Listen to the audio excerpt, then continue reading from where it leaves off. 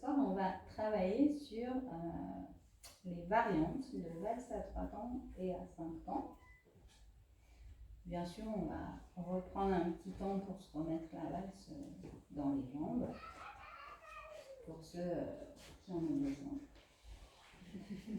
Et en utilisant les bases de la valse à 3 temps, on va travailler sur la subtilité du guidage.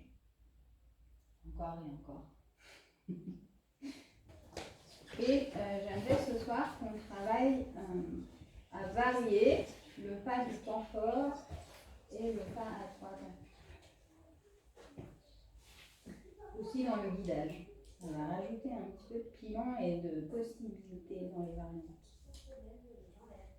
Donc, pour se mettre en jambe, on va juste remarcher le temps fort dans ce sens-là douceur.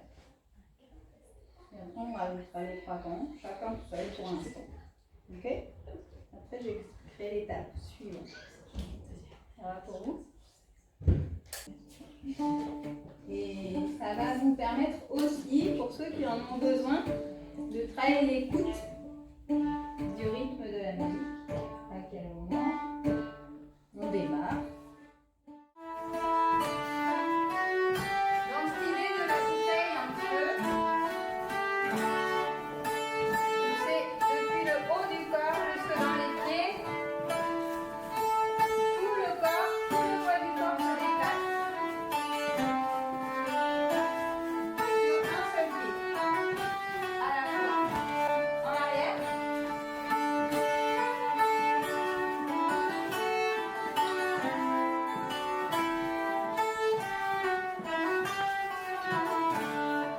En avant. On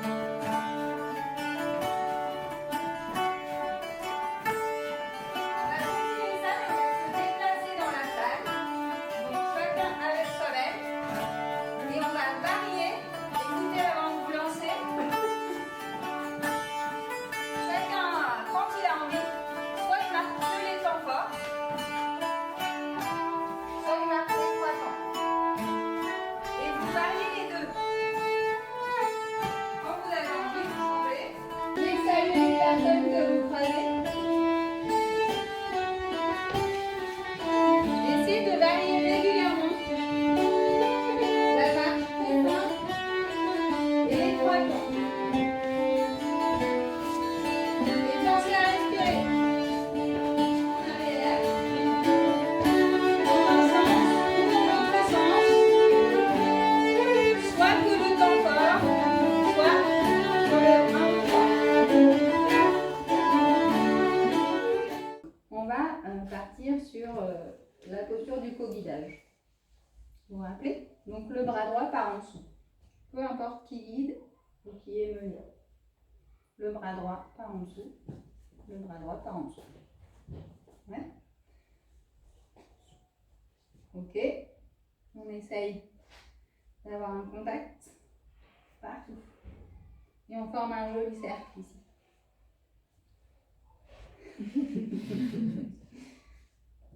Je rappelle juste les étapes principales qu'on a déjà vues.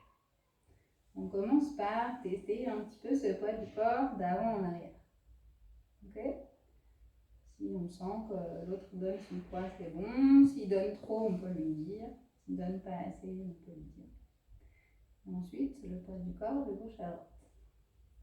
Donc ça, c'est la personne qui mène, qui va initier le mouvement. On va travailler déjà l'impulsion du micro-mouvement. D'accord? Et ensuite, une fois qu'on sent bien ça, et on peut tester plusieurs fois dans chaque direction, on va dans un premier temps juste travailler le temps fort. La personne qui est guidée, on va dire que je guide là, et ben, il faut que moi je sois très précise dans mon guidage pour lui donner les bonnes informations. Mais d'abord, on s'accorde, on se met ensemble. Une fois qu'on est accordé, si je donne une information. Donc on se met les pieds un petit peu en quinconce, pas se marcher dessus. Voilà. Et là, on va juste faire confort. Et on a déjà plein de possibilités. Tourner dans un sens, tourner dans l'autre. Allez, en avant, en arrière. On relâche les épaules et on pense à respirer. On peut se mettre dans la posture du co-guidage. N'hésitez pas à parler entre vous pour dire à l'autre si c'est confortable ou pas. Pensez à mettre vos pieds en quinconce pour que ça soit plus confortable. Et on va démarrer comme tout à l'heure, c'est en marchant que les temps forts. Et la personne qui guide, à un moment, va proposer de changer de rythme et de passer à marquer les 3 temps. Ok ? Toujours dans cette idée de tourner dans un sens ou dans l'autre, ou d'avant ou en arrière. Donc vous avez plein d'options.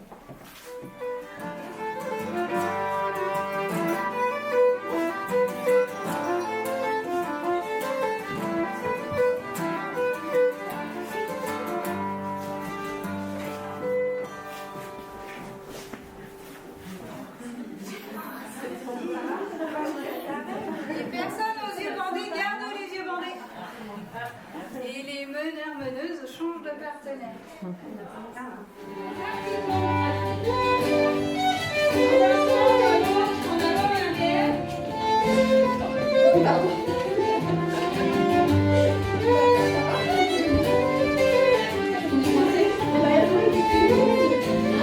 Les personnes qui guident sont garantes. Ce qui se passe autour d'elles. Les personnes qui ont les bandeaux peuvent les passer à leur partenaire. Donc, pensez bien à l'importance de vous parler sur le confort de la posture. Et rappelez-vous de donner un peu de poids du corps pour se sentir ensemble.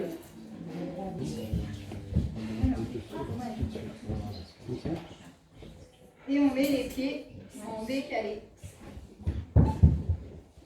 Une fois qu'on a la bonne position, la personne qui mène commence à donner l'impulsion du mouvement et on va se caler sur le rythme de la musique.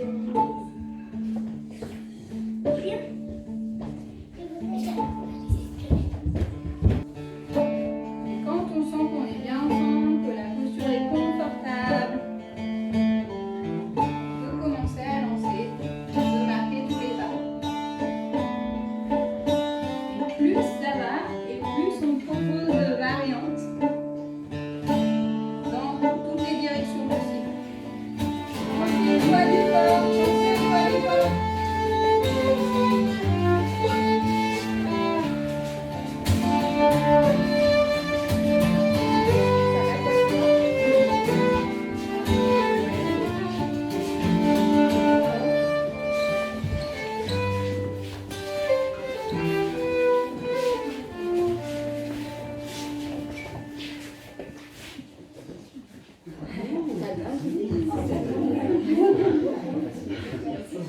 On va rajouter encore un petit truc pour s'amuser encore plus.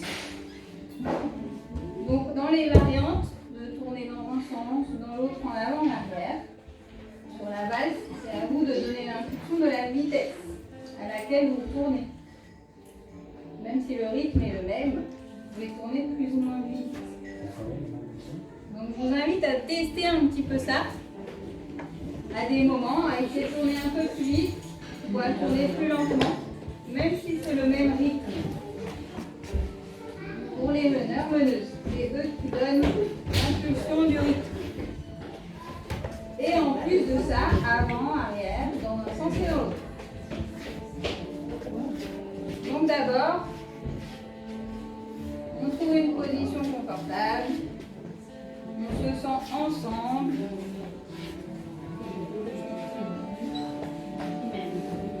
On sent juste le poids du corps au départ.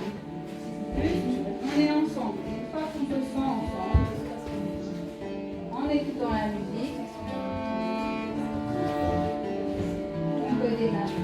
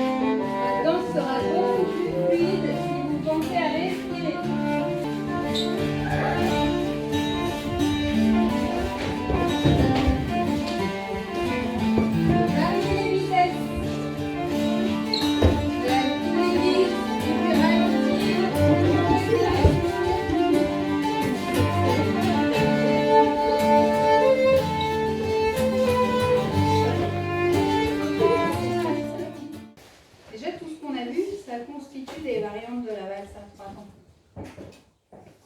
Si déjà vous vous appropriez ces choses-là, vous pouvez faire plein de variantes.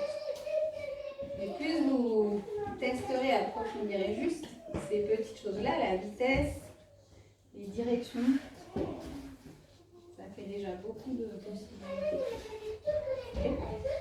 Et là, on va en décomposer une ou deux en plus pour se rajouter des idées de variantes. Donc, je propose toujours d'apprendre la valse à 3 temps en co-guidage parce que ça permet de sentir ce cercle. Et que quand on est en guidage,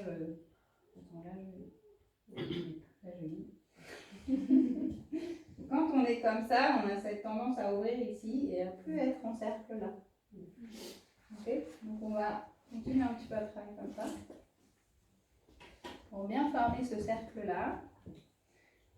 Et vous avez vu, idéalement les mains elles sont hautes pour pouvoir donner son poids du corps en haut du corps. Pour que ça tourne dans la valse, on doit former une sorte de V comme ça. Vous avez l'idée? Les deux corps, tu veux dire?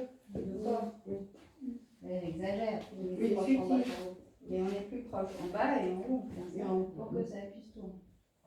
Là, on se donne un petit peu de poids du corps. Pas trop non plus. Il faut trouver ce qui est confortable pour vous. Okay. Mais si on est là, déjà on a perdu de la... Comment dire? Force centrifuge. Ouais, c'est ça. Là, je vais pouvoir créer plein de variantes possibles. Je passe de l'un à l'autre.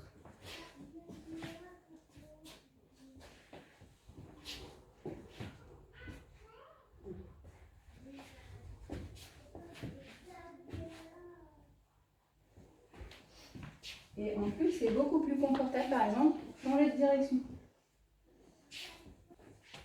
Temps fort, temps fort. Une minute. Temps fort.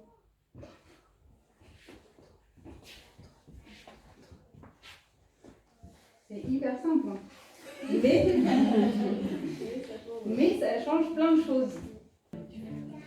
Et plus on a les pieds rapprochés, plus on fait des petits pas, plus on garde cette force centrifuge resserrée en bas et un petit peu plus large.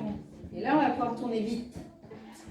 Donc ça, on l'avait déjà vu dans d'autres ateliers. C'est pour ça que je ne l'ai pas reprécisé.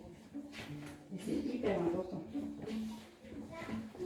Donc en fait, ce pied gauche, qu'on mène ou qu'on soit mené, il veut prendre la place de l'autre. Donc en fait, il ne fait pas un pas sur le côté, on va dire. En avant, en avant. Et ça marche si elle aussi, elle anticipe. Et qu'elle se pousse légèrement. Vraiment pour se tourner. D'accord? Donc ça, c'est important aussi. Petit pas, petit pas, petit pas. Le droit, il fait... Et mon sur pied lui-même, droit, quoi, il presque. part derrière aussi. D'accord? Quand tu changes de sens, On change de sens, c'est vrai. tu changes de pied. Oui. Le pied qui part. C'est ça. C'est pour ça que c'est super intéressant de faire son pas. Ce pas juste sur un temps, on repartir de l'autre côté pour pouvoir prendre l'élan de repartir en avant. Allez, tu veux guider? Ouais, tu veux bien me guider? Ah ben c'est bien.